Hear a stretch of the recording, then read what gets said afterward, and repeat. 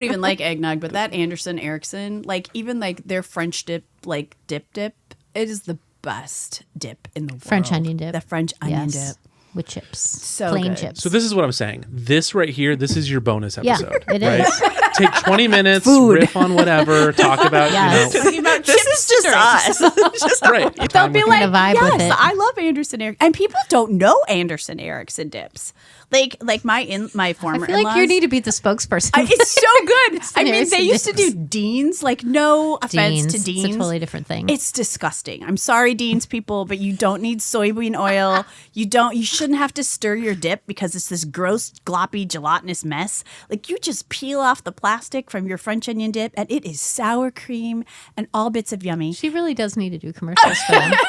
And you know what? If 100%. you, Need to ask if you them to put be 2 sponsored. A&E tablespoons, French onion dip. 2 tablespoons Stacie. of A&E French onion dip into your tuna casserole, people will ask you for your secret recipe, and your Well, you secret put it in is tuna casserole. Anderson Erickson 2 tablespoons of French onion dip. It's so good. All right, Wow. listeners. All right. Write in your so many favorite, things. seasonal treats, Yeah, and there we'll you go. discuss them on the next Seasonal. And episode. feel free to drop them off at the studio so we can taste them all. We need to sample. right. Samples, please.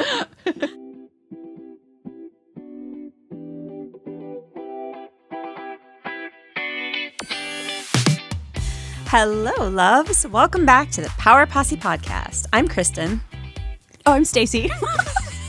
And I'm Anne.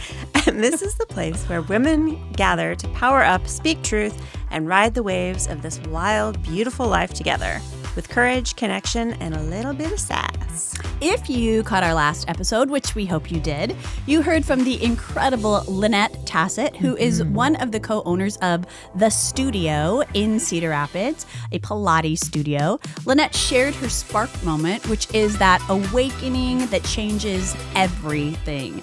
And today, we're going to slow it down a little bit. We're going to soak it in, and we are going to reflect on what stayed with us. This is the Power Posse Deep Dive episode. Because sometimes the conversation after the conversation is where the real shift happens. This is where we unpack what moved us, what challenged us, and how we're making meaning of it in our lives. So grab your tea, your journal, or just your whole beautiful self and settle in. Let's talk about what lit us up, what cracked us open, and how we carry forward together with your Power Posse. So let's get into it. Let's get into it. All right. So Lynette kind of shared her story with us. She's fabulous. And she really talked about a little bit about the shift that she had in her life, how she thought she was going to do one thing, which was be a Spanish instructor. She wanted to be a Spanish instructor at a community college, and how she was really struggling to get a job, like so many people are today in the job market, and how things just really kind of changed for her and didn't turn out the way that she had expected. And then she spoke about how the things that she wasn't expecting turned out to be one of the biggest blessings of her lives. And she mentioned how when everything fell into place, it was so real and so easy that it actually was scary for her because she didn't feel like it should be that unhard, that easy. And we kind of mentioned how that seems to be a big thing amongst women and amongst a lot of people as well, that when something is going really well, we're wired to think like, ooh, when is that other shoe going to drop? And we truly are wired. Our brains tell us no. Our ego steps in and says, this is too good. It's not supposed to be good. Almost like you shouldn't deserve it. You shouldn't deserve to be happy, or you shouldn't deserve to be content, safe. Yeah. If you're too safe, then you relax, you settle, and that's when the shit goes down. Yeah. Unfortunately. You know, I mean, that's what our bodies and brains tell us. That's what we're wired to, keep ourselves safe. And so I feel like we do push away when things are easy or when they are too good. We push them away because we can't take that. We can't trust that. Yeah. Yeah. What if we actually leaned into it instead of pulling away? Yeah. Right. Yeah, leaned into the flow. I mean, that's what Lynette was saying. It was like flowing. She was meeting these people. Her mom was introducing her to that person who was at the studio, and then this other person, and it just like, and then there was a class at the rec center, and just all of that was happening. Everything falling. It was this flow, And then it's like, well, but I can't. But what if, like you said, we stepped into that flow and we're like, okay, I think maybe this is telling me, the universe is telling me this is meant for me. Yeah. Right. Yeah. And those connections. And just go in that Just direction. go with it, roll with it. Go and just, in the direction of that ease. Yeah, That those 6 feeling of degrees ease. of Kevin Bacon, right? Yes. Like we're all connected in one way or another. Absolutely. Yeah. And then she did have that, like, because she'd always loved fitness, she said. So that was a part of it. That was already a part of her. Yep.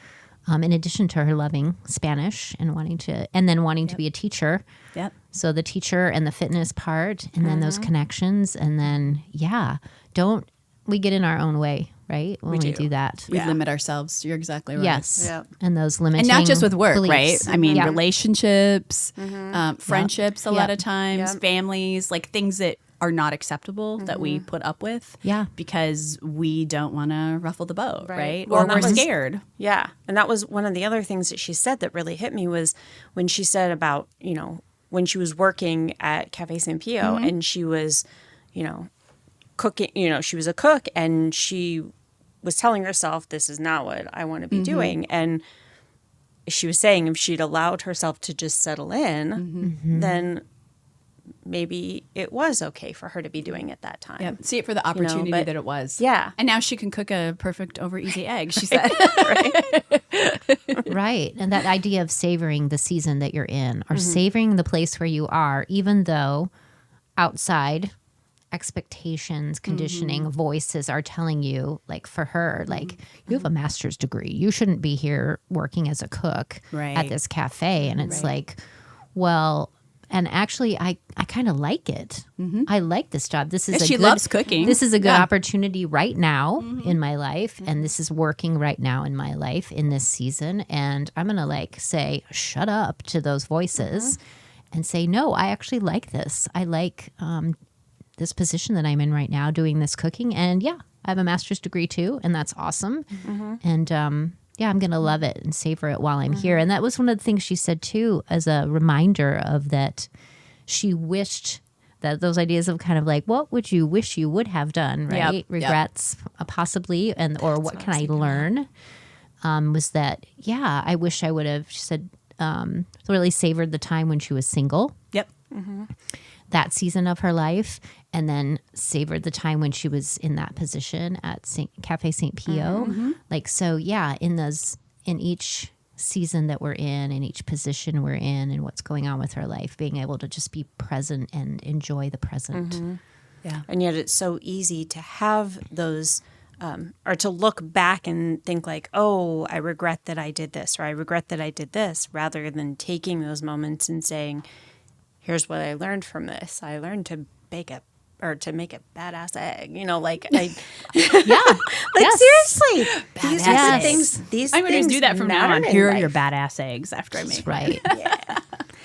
But these are the things that matter in life. Yep. And to be able to see that, rather than to look back and say, oh, I regret that I didn't use my master's for this, but rather to appreciate whatever we got out of whatever that moment was in our life, that now moment. Don't you feel like we're always rushing?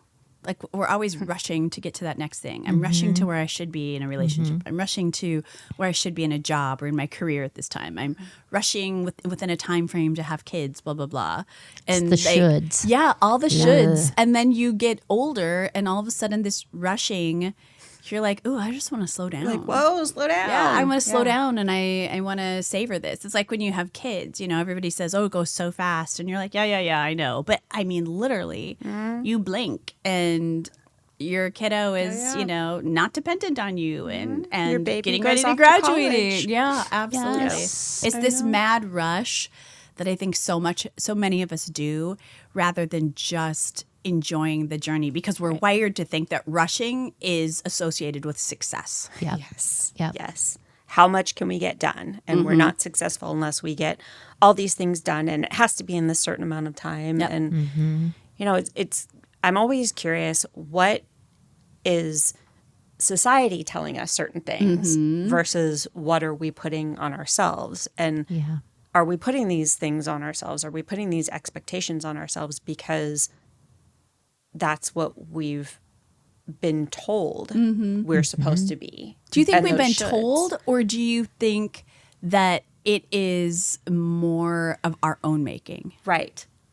And that's what I question all the time. Yeah. And I don't know the answer to that, because I do wonder about that. Is this something that, when I think about, certain limiting beliefs that I have or something like that, I think, my parents were incredibly supportive of me, always have been. And, so I wasn't hearing from them. I wasn't hearing it from my friends. I was, fairly successful growing up. I had a fairly good upbringing. Some setbacks and some sadnesses here and there, of course. But, so where do some of these limiting beliefs come from? If it isn't society, then does that mean it's myself putting these concerns, these expectations on myself? I don't know. I really And that's don't. the thing. I think maybe it's a combination of, and whatever the source is, though, do we realize that we have the power to resist those beliefs, to speak against those beliefs and say no, no to those limits that those beliefs are putting on us. And that's one of the things I found inspiring about what Lynette said in her story of taking risks. I felt like I just could see all these like risks she was taking along the way, because she did this, but then that didn't work out, or you lose your job, but I'm not using my degree. What's next? I need a job. And just like taking the risk, take the leap. I'm going to she took the class to learn how to be a Pilates instructor. Yeah. And let's see where this goes. And I found that really inspiring, because that's always been difficult, I think, for me to do. How so? And I think part of it is because of being a girl. Sure. Of that, girls don't take risks, boys take risks. I think that's part of it. And at least in my growing up, and that So also those social mores kind of is what you're saying. And just that kind of conditioning, and also that I was the youngest in my family too. So being the younger one, so my brother, being older, like 5 years older, and that he takes the big risks, and I just like watch and follow, rather than taking. And you'd like, well, couldn't that inspire me to take risks too? But no, because it was like, no, but I'm not like him. And he was much more gregarious, much more of an extrovert, and I'm an introvert. And that too. So that's a limiting, like, well, you're an introvert, you're more shy, so you don't take risks. And it's like, well, but I could. Right. So but was that voice believing that I coming could. from you or from the outside? You're more of an introvert, you're shy. I'm introvert, and I can be quiet. I'm more thoughtful, contemplative, but I don't think I'm shy. I don't think shy was it. No, And I don't think you're shy at all. My family I was don't also either. it was so talkative, and that there wasn't a lot of space. Yeah. Because they are all extroverts, so it was like constant. So I did a lot of listening and observing and not doing that. But yeah, I mean, I'm learning to have that kind of confidence that I think was starting to emerge when I, 16, 17 years old. I graduated from high school. I go to college, and I went to a college where I didn't know anybody. Right. And that was the first time all on my own, and it was just me. It wasn't... There were no influences like the family I came from or who my brother was or any of those things. It was just like Anne showing up and figuring out who I was. And then, and then through that, gaining confidence in who I am and what I want to be and what I value and what I want to do with my life and what is meaningful to me. So like starting to figure that out, and you're gaining confidence, 18 to 22 years old in there. But then that not manifesting into me, then just being, it wasn't enough time. That's why I love the part Lynette said about savoring being single. Like that is something that I wish I would have done. I would have taken more time. And I think especially our generation, and generations older than us, so Gen X and older, especially as women, you know, that not to be single for very long, especially you if got somebody, married young. Me right? too. If somebody asks you, you know, you should say yes. If they're a good guy, you know, definitely, or they also are very young and don't know who they are either. Right. Just saying, Right. you know, we're all still figuring it out Right. at that point, but giving all of us taking time and space to be single and figure ourselves out, you know, and then deciding, do I want to be married or not? And when do I want to be married or not? And Right.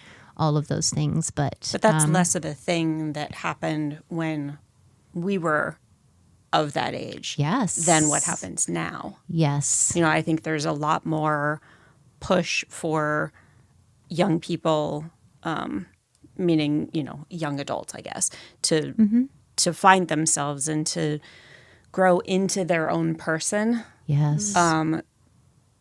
as they're going out in the world.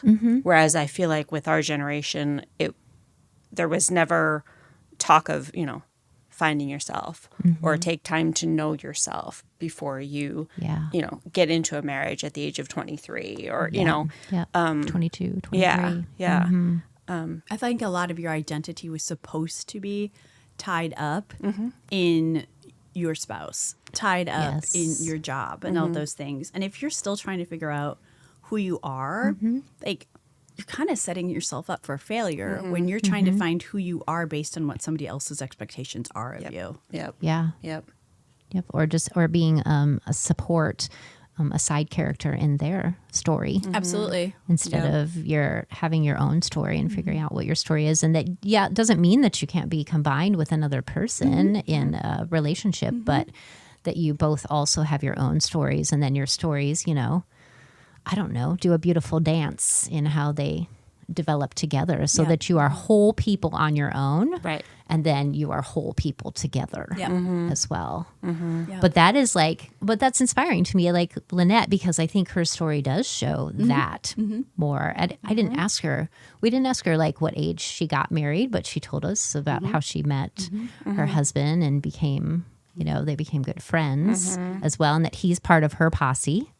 Yeah. Which I love that. I love that right? too. Yep. Because we've kind of come to the Power Posse idea of just like all being women and, you know, maybe women even of similar age, but that she shared that as well. That part of her posse are the women that she owns the studio with that are mentors. Yep. And they are older than her. But then also the people she mentioned right away as friends were all male.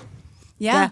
And we talked about like, that okay. offhand with Logan, with our director and producer as well. You know, like, is that a millennial thing? Like, what exactly is that? And why is that? Yep. What do you guys think?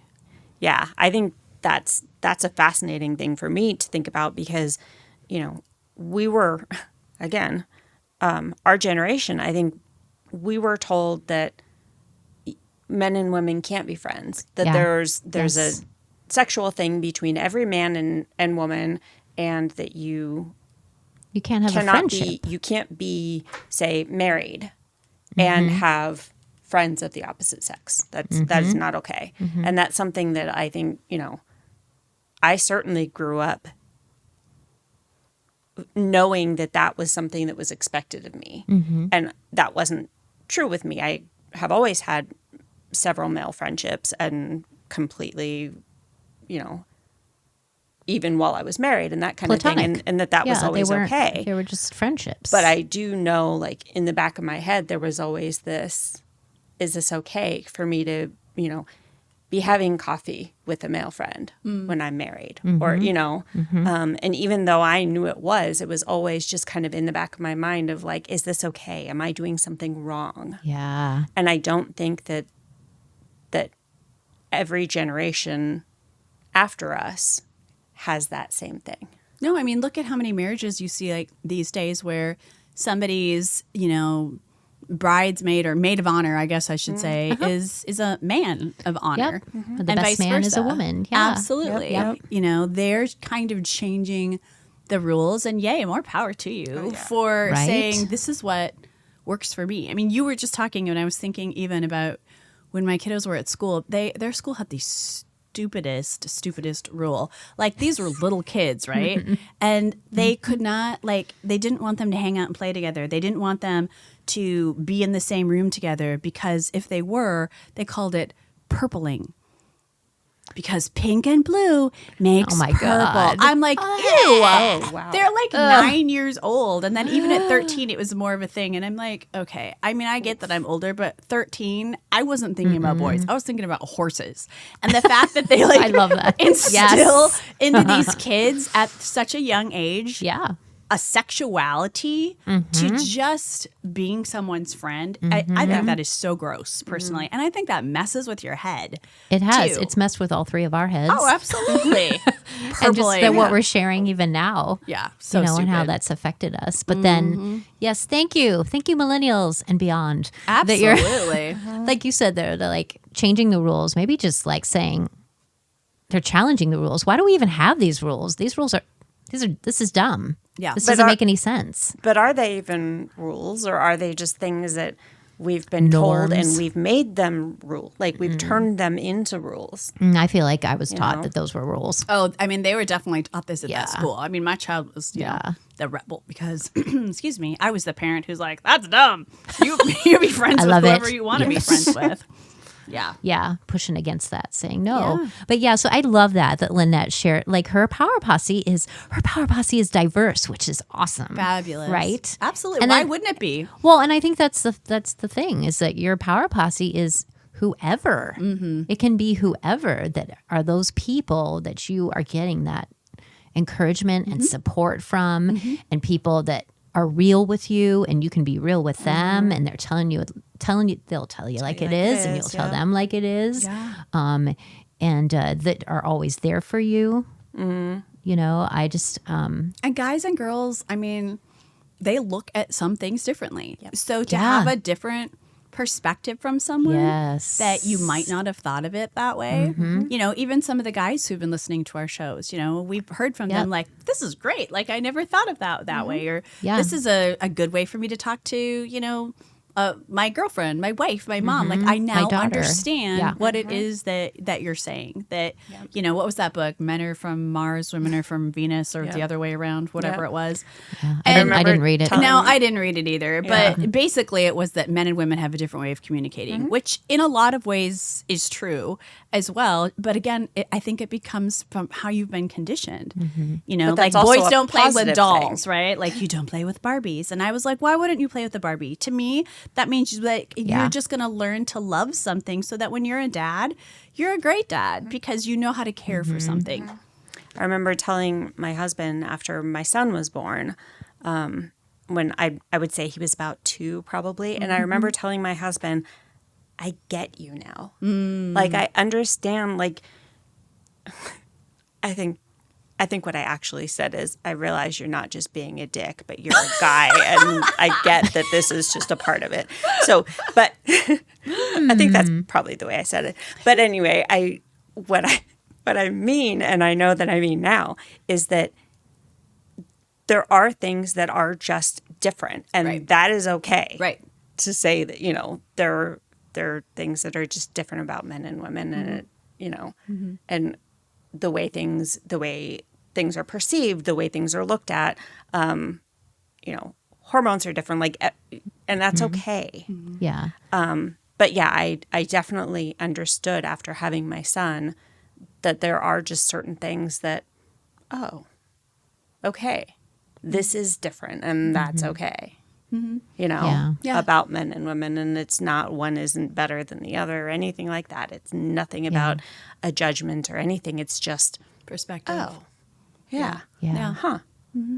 Yeah. I think I also, for me, because I was taught they were so different that for me, it's even more so that, yes, there's differences, but then we also are more alike maybe than we realize. absolutely. And that's Yeah. to Lynette's point of that your power posse can be men and women. It can, if you're a woman, it can be men. It can be in your power posse just as much as women. And that, it doesn't have to be exclusive. No, You know, not at just all. women or just men. Yep. And like we said, also people of different ages, because it's another perspective you can get from somebody who's lived life longer than you and can share wisdom, and how wonderful that is, you know, if it's parents or just other people that are that have been around longer and been through more stuff than you and can share that and encourage you along the way. I love that. Yep. So yeah, when you're looking for your posse, you may be surprised who those people are. And I think actually from our very first, I think that's what Renee said. Yeah, It Being is. surprised who they are. And also, one of the other things is, you know, not to try to push friendships. Yep, I'm glad you said Yes. that. You know, I remember That was a part of what she said. Yeah. Yep. Yes. And I remember thinking, I had some really close friends when I lived in California. And I remember saying to one of them at one point, like, you meet hundreds of people every week. And only a very small handful do you have that connection with. Yes. Absolutely. Yes. You know, Yep. and it is like it is like actually finding like a significant other. It's a spark Finding moment. it truly is.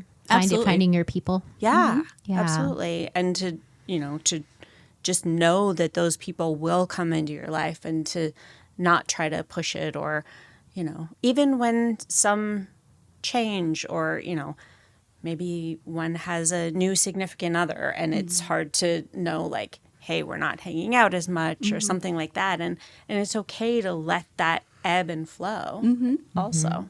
Absolutely. Yeah. Yep, I agree with you.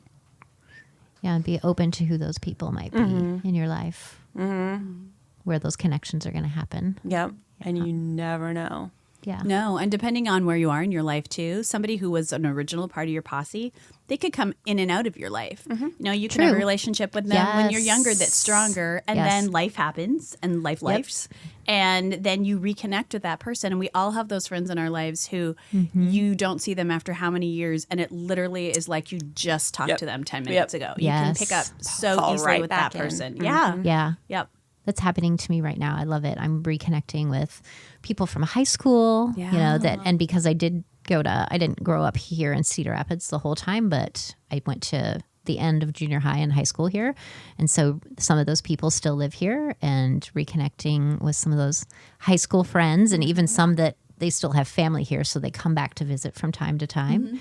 So that's just really cool, because that's reconnecting also with a part of myself, like, and them reflecting to me kind of like who I was then. That is just really cool, because what am I? I just turned 56. So I don't know, going back to that time when I was like 16, 17, 18 years old. Yeah. And then also reconnecting with, so those people were part of my posse in high school, right?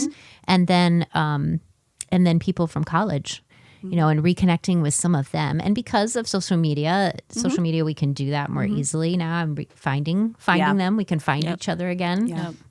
And how they were just so significant in my life during those 4 years of college. Like I was saying before, when I was like first on my own and figuring out, Right. just even exploring a little bit, not necessarily figuring out yet, exploring who is Anne and what am I about, and then getting back with them now that we're in our mid 50s, and and just learning about from their perspective about myself back then, and I feel like now I'm more like her, like that Anne. Yeah. This Anne is more like that Anne, and then there was all this stuff in between, where I was trying to be somebody who I'm not. Do you find that both of you? Do you find that your groups are smaller and what's the word I'm looking for? Maybe more real? I ask that because I just read this article that talked about how people really only need 4 to 5 really good friends in their life to be happy and to feel fulfilled. Yeah. And I know there's some people who have a lot of, they would say friends, but it's more like acquaintances, because I think there's like different levels of friendship. Yes. You know, Yeah. it's like on Facebook kind of, right? Like, you know, someone can have like 5,000 friends. I'm like, those are not all your Who your friends. And if friends, they yeah. are, my God, how exhausting. Because friendship takes work, right? Absolutely. Relationships Yeah. take work. I don't have Yes. time for that. We have to many friends. invest. You do. You have to Yes. invest. I know. in those relationships. But yes, I do. To answer your question, I do think that there's the closeness that I have with certain people. I mean, you guys, obviously, obviously. But yeah, that closeness is more meaningful, and I can be more real. And I think there have been 2 or 3 times in my life where I've had that kind of, connection. But certainly with a smaller group, I do think there's more connection than the times when I've had a bigger posse. And there's, there are times when that's okay because you have the time to spend. And then other times when it just, lives. Yeah. And we Yeah. want to give as much of ourselves to our true friendships as we can. And sometimes that means keeping it to be a smaller group. Yeah. Yeah, I think sometimes people have larger, and by larger I mean like excessive amounts of friends in their life too, because they're maybe at a point where they don't want to be in really deep relationships with people. Oh, And I've had those it's times in my easier, life. yeah, it's easier to just be, I'll talk to this person, I'll flit over here, because maybe you're trying to grow within something, or you're struggling with something, or you're looking for direction in something, and having to have those relationships that need nurturing and your real true posse is not something you are capable of doing at that time. So because we all crave companionship in one way or another, it's easier to have a larger group of people, but not necessarily that posse, because that's all that you can give at that time is that Not as much. that light. I don't know if light's the right word, Not but as, just not as much depth. yeah, In there, those that's perfect. relationships. Yeah. Yeah. I know when I was going through some really hard stuff with my marriage, not toward the end, but in a middle part. And yeah, I kind of kept everyone at an arm's length because I didn't want to be talking about it. And so I purposefully didn't go in depth with anyone. And that was just what I wouldn't even say it was what I needed at the time, because it probably wasn't what I needed. But it was just the way that I dealt with it at the time. And I really kept a distance even from my parents, which I've told you guys I'm close with my parents. And, even them, it would be like they, haven't heard from you in a while. Oh, yeah, I've been busy. Well, sometimes it was because You just didn't want to get into it. Want to get into because it. you knew that they would probably ask probing questions, Yes, and which you was don't more than what you want to get into. Yeah, and I you get don't it. want to not tell the truth, but you also don't necessarily want to get into it. So Yeah. Well, and because we're making ourselves vulnerable when we do that too.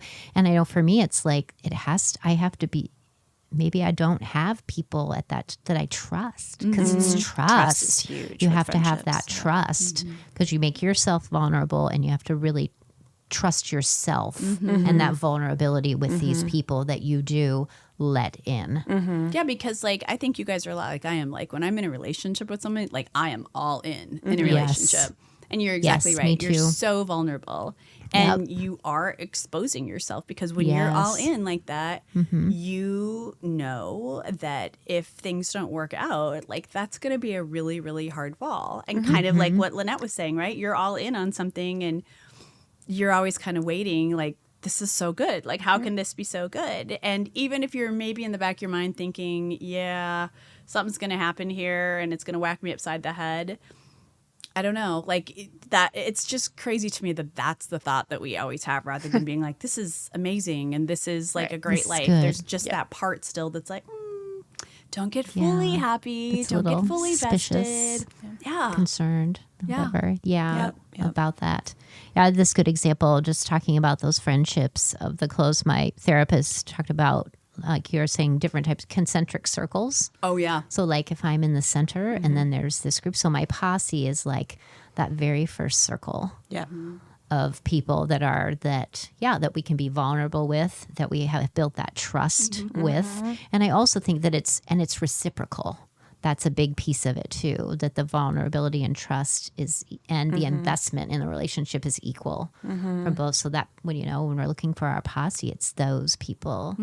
And then, we still have friendships, but as the circles go out, those are people that are, and then we get to acquaintances and all of that. But I loved that example because it's all in the same plane, but it's how close are they and how much trust and how much vulnerability and investment is there that kind of shows what kind of relationship each of those are.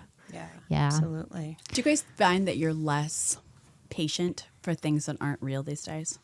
Oh, yeah. Oh, absolutely. Yes. As you were talking earlier, I was thinking about that. I was thinking about authentic in my head, and that the relationships I have now are much more authentic. And like you said, I don't got time for No, and I think some if people it's not are like, real, that's then like I'm rude. out. And you're like, how? It's not rude for me to be like, I know what I want. I know what I'm looking for. I know what I can give. And I'm not like, oh, I know what I can give. But like, I know what I can give, and I know what I need. And so I'm sure some people would be like, well, that's just kind of rude or snotty. And it's like, but it's not, to get to a point where you're like, I know what I want to live my best and happiest life. Because again, it's not just about me, right? Like when I have that, then I hopefully am a better friend, a better daughter, a better worker, a better employee, a better mom, like all of those things. And it's just, I think, I say it sometimes to my kids, and it's like, I'm not 13, I'm not in middle school, and I really don't care about impressing mean girls. It's just like, that's not my thing anymore. I want those real relationships. I want the ugly cries. I want the laugh till you pee, which after having children, it doesn't take that much. What's that saying? Like, you laugh so hard that your tears ran down your legs or something like that. I'm like, yeah. Been there, got it. Yeah. I got it. I heard that one.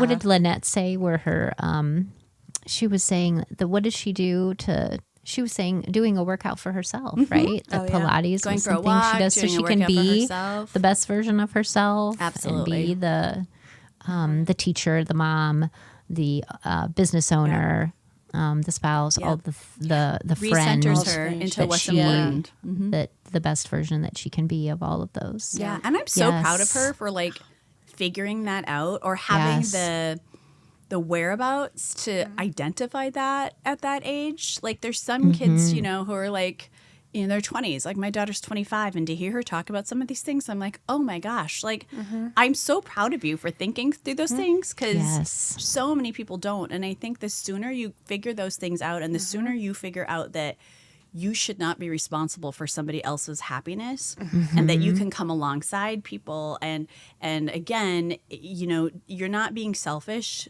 Self-care is not selfish. And I think like the sooner that you can figure that out and realize that, I think it sets you up for success in so many other things as well. Yes. In your jobs, in your relationships, all of that kind of stuff, because you're bringing in authenticity to it as to who you are. And I can tell you, when I had a 3-year-old and was pregnant with my second, I was not doing anything for myself. Yeah. I mean, I wasn't. I didn't know that I could. Thought it was selfish if they do that. Yep.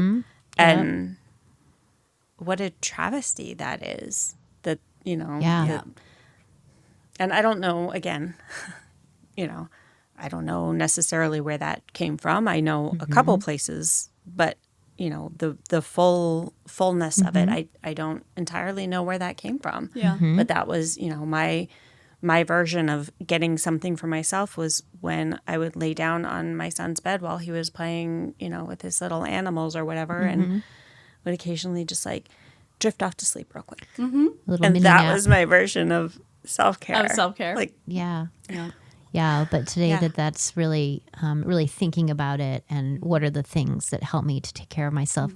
Lynette, it's inspiring. Absolutely. And it's inspiring, and it's Absolutely. exciting, like we're saying. and she can bring so much more to her work, to her business, to her husband, to her everything. kids, to her home, everything. To her posse. To Yeah, to her herself, posse. right? To even herself, that she has that well-being. and that taking care of herself. I'm glad because I do feel like it's somewhat generational too. And that I'm just glad that she is an example of that. Yeah. And then even she's a millennial, even younger than even generations beyond that are my son, who's Gen Z. Yeah, just that they're more thoughtful about that.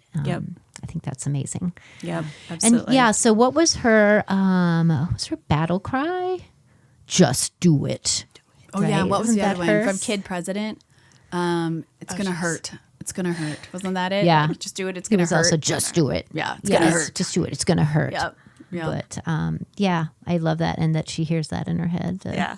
And that's Yeah. motivating and energizing Yep. and encouraging for her. Yeah. I know when my brain gets too busy, I will sometimes tell myself that as well, because, it's this whole like procrastinating. Oh, I don't want to take the trash out right now because I'm just kind of got too many things to do and I have too many things on my mind. And then it's like, fuck this, just do it. Yeah. Stop thinking about it. Stop talking about it. Just do it. Yep. So, Yeah. yeah. Yep. Yeah. I definitely use that one as well. You just said her sometimes. favorite swear word You as did. well. I did. Oh my God. Lynette, I love we're- that. we're- I find it interesting. That was also our last guest, Because Jen it's just Ford. such a That was perfect also word. her favorite Yeah. swear word. It was. Love that. It's Yeah. a pattern forming. Renee's probably like, oh, I'm praying for y'all. No, I She's think like, my I poor think she. friends. I think she likes that word too. I'm just I gonna think she does say, too. Yes, I think she's representing. yes. And I think for me, you were saying just do it. I think for me, it's you can do it. Saying that to myself, Absolutely. and that has to do with just believing in myself, Yep. and just motivating myself. Yeah. Like, Yep. yes, and you can do that. Yeah. You And can when it do applies this. to you, nobody knows if you fail. Like you're the only person who knows. Yeah. Yes. You Yeah. know, so we get so worked up in our head with it, and it's like nobody's gonna know if it doesn't Yeah. work out. Yep. And even I if could do they it 50 do, who times, and cares? who cares? And who cares? Yeah. Absolutely. Like you said, I learned from it. Fall right? forward. I learned from it. Fall forward. Fall forward, fail Yes. forward. There is no fail when you are moving forward because it is Nope. continuous movement. Yep. I mean, you might smack the heck out of your head when you all fall, right. but I that's learned okay. from it. Get up, crawl, do Gonna whatever hurt. you need to do. Get going. You got Get this. up and just do it. Get up, do it. Yes. Well, Awesome. ladies, Yes. I want to personally say thank you again. We're so grateful to Lynette for lighting us up in our very last episode with her story and with her truth and with her spark moment that she shared. I think a lot of people can relate to that. She gave us a lot to think about, and we're still sitting with it all, as you can tell think from we will for a our deep while. dive here. So I would say to you listening, remember to keep owning your power, to keep finding your people, and most importantly, if you're still looking, remember, you got us right here, always. Power Posse. Power Posse. If this reflection stirred something in you, pass it on. Share it with your girls, share it with your guys, send it to your sister, your brother, your wife, your work wife, your work husband, whatever, your walking buddy. Everyone. Everybody. Someone needs to hear something in what we've said. Yep. Absolutely. Make sure you're subscribed so you don't miss what's next. And if you're feeling generous, leave us a rating or a review. It helps more badass women like us, like you, find their way to this space. This episode was produced by Upload Media Group. Learn more about them at uploadmediagroup.com. Thank you, Logan. Woo! Keep that sparkle alive, friends. And we will see you next time on the Power Posse Podcast. Ooh, that was like dissonance. That was a dissonance chord.